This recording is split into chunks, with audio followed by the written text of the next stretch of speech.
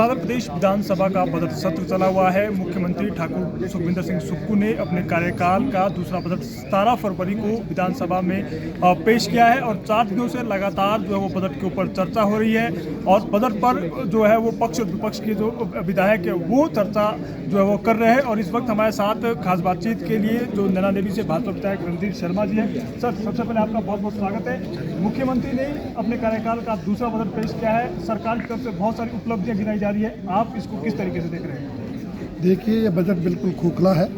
सरकार ने पिछले साल भी पहला बजट प्रस्तुत किया था और उसमें जो घोषणाएं की थी वो अभी तक पूरी नहीं हुई। इस बजट में उन्होंने केंद्र सरकार की योजनाओं को शामिल किया है, उन्होंने पिछले साल के बजट की बातों को, घोषणाओं को रिपीट किया है और हमारी जो सरकार की योजना थी उनके नाम बदलकर उनकी जो है उल्लेख बजट में किया है। नया कुछ नहीं है, निराशाजनक बजट है, खोखला बजट है।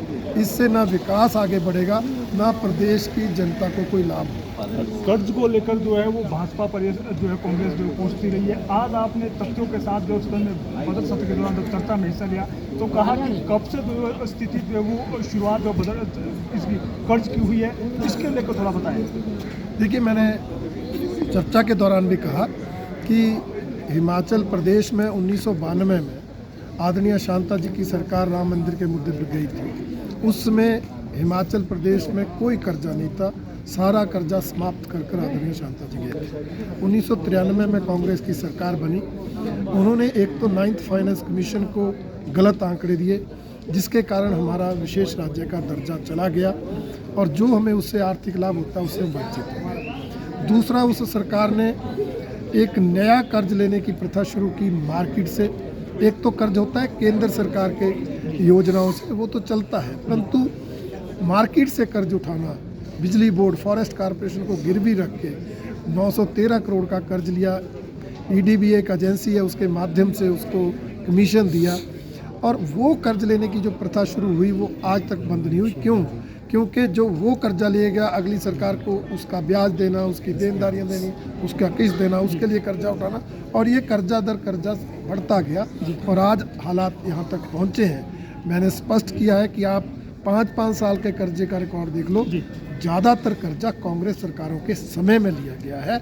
उन्होंने अटल जी द्वारा दिया गया विशेष राज्य का दर्जा भी वापस किया और पहले 93 में भी किया। अटल जी द्वारा इंडस्ट्रियल पैकेज भी बंद किया।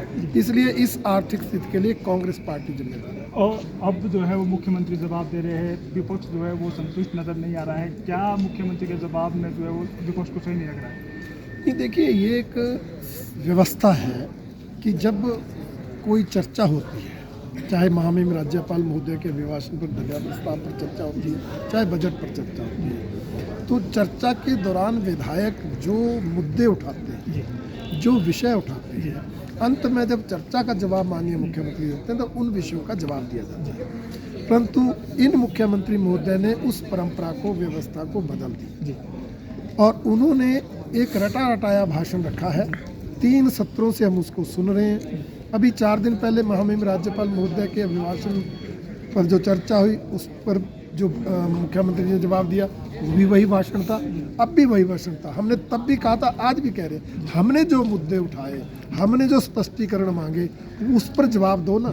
उस पर जवाब ना देकर आप सदन को बार बार वही एक स्टीरियोटाइप्ड भाषण देकर गुमराह करेंगे, उसको हम सहन नहीं करेंगे। इसलिए हमने इसके अलावा सर, बजट के अलावा एक और सवाल है। 27 तारीख को राज्यसभा की वोटिंग होनी है और आज मुख्यमंत्री ने विधायक दल की बैठक बुलाई है। क्या आपको लगता है कि सरकार को डर सता रहा है कि विधायक नाराज जो होकर जो भाजपा के उम्मीदवार उनके पक्ष में मतदान कर? निश्चित रूप से सरकार में बौखलाहट है। माननीय मुख्यमंत्री जी के चेहरे से बेचैनी नजर आ रही है। जिस दिन से हमने उम्मीदवार खड़ा किया है उनको अपनी पार्टी के विधायकों पर भरोसा नहीं है, विश्वास नहीं है, तरह तरह के प्रयास किए जा रहे हैं। आज विधायक दल की बैठक लंच के समय में करके उनको वोट डालने के लिए समझाया गया ताकि एक वोट भी इधर से उधर न चल जाए। ये सरकार की बेचैनी है और हमने उम्मीदवार बहुत सोच समझ के दिया है।